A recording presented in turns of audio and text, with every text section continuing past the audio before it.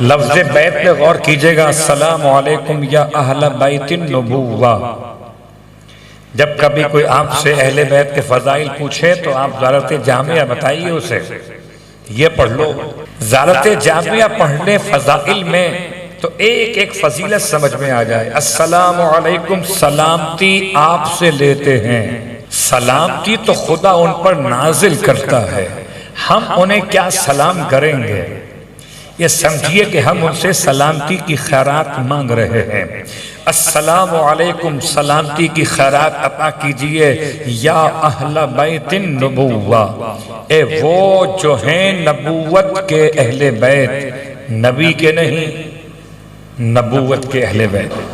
بظاہر تو ایک بہت آسان سا مسئلہ ہے، نبی کہہ دیں ایک ہی بات ہے، نبوت کہیں ایک ہی بات۔ اگر ایک بات ہوتی تو پھر کیا بات ہوتی؟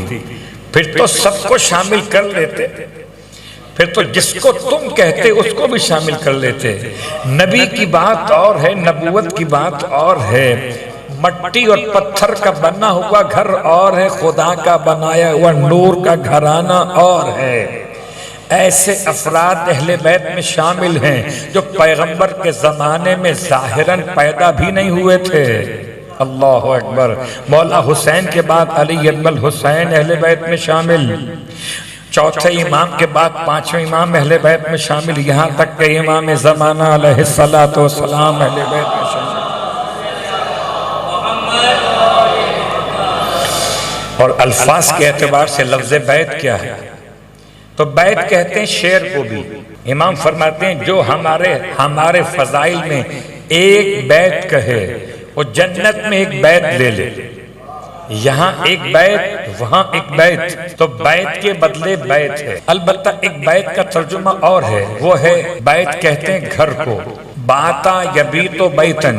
ایک لفظ ہے دار، دار کے معنی بھی گھر ہے، دارا یدور، دور سے دار، ایک گھر وہ ہے جو دار کہلاتا ہے، ایک گھر بیت کہلاتا ہے۔ اگر یہ کہا جائے یا اہل دار النبوت، اے نبوت کے گھر والوں آپ پر ہمارا سلام ہو، اس میں اور اس میں کیا فرق ہے؟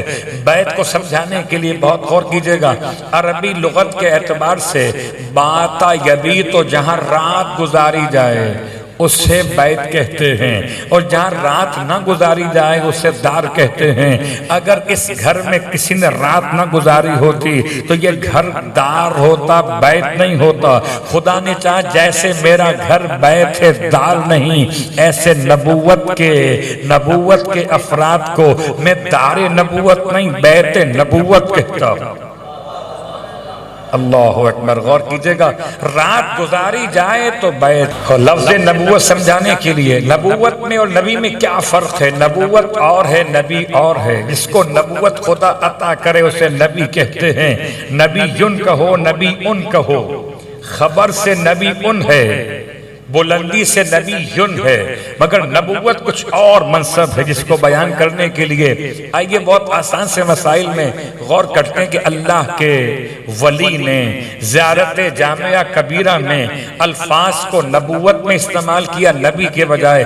اگر نبی کہہ دیتے تو زید بن ارقم صحابی رسول ہیں، صحیح مسلم کی روایت پڑھ رہا ہوں اور صحیح مسلم کی صحیح مومن روایت پڑھ رہا ہوں۔ ویسے تو ہر کتاب میں صحیح بات نہیں ہوتی سوائے کتاب خدا کے یا کتاب ہدایت آل محمد کے، وہاں ہر ایک آیت خدا ہے، یہاں ہر ایک حجت خدا ہے۔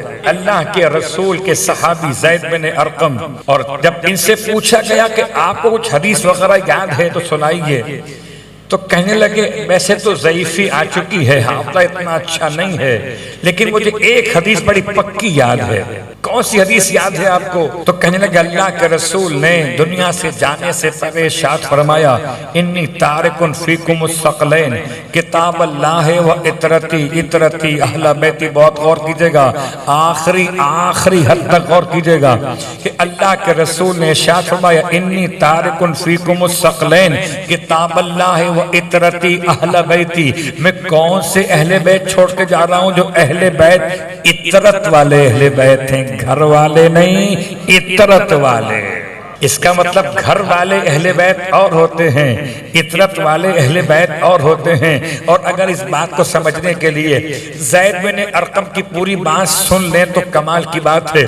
زید بن ارقم بیان کر رہے ہیں کہ اللہ کے رسول نے ارشاد فرمایا، دو گراں قدر چیزیں چھوڑ کے جا رہا ہوں، ایک اللہ کی کتاب ہے، ایک میرے اطرت اور اہل بیت ہیں، اور یاد رکھنا میں روز قیامت تم سے پوچھوں گا ضرور کہ میرے اہل بیت کے ساتھ کیا کیا۔ خیال رکھنا میرے اطرت و اہل بیت کا۔ اللہ کے حبیب نے یہ ارشاد فرمایا ہے کہ خیال رکھنا میرے اطرت و اہل بیت کا کہ تم ان کے ساتھ کیا سلوک کرتے ہو۔ اللہ اکبر۔ زید بن ارقم سے کسی نے پوچھا تو کیا اہل بیت میں ازواج شامل نہیں ہیں؟ کیا اہل بیت میں ازواج شامل نہیں ہیں؟ اللہ اکبر۔ زید بن ارقم نے صاف الفاظ میں کہا، ہرگز نہیں۔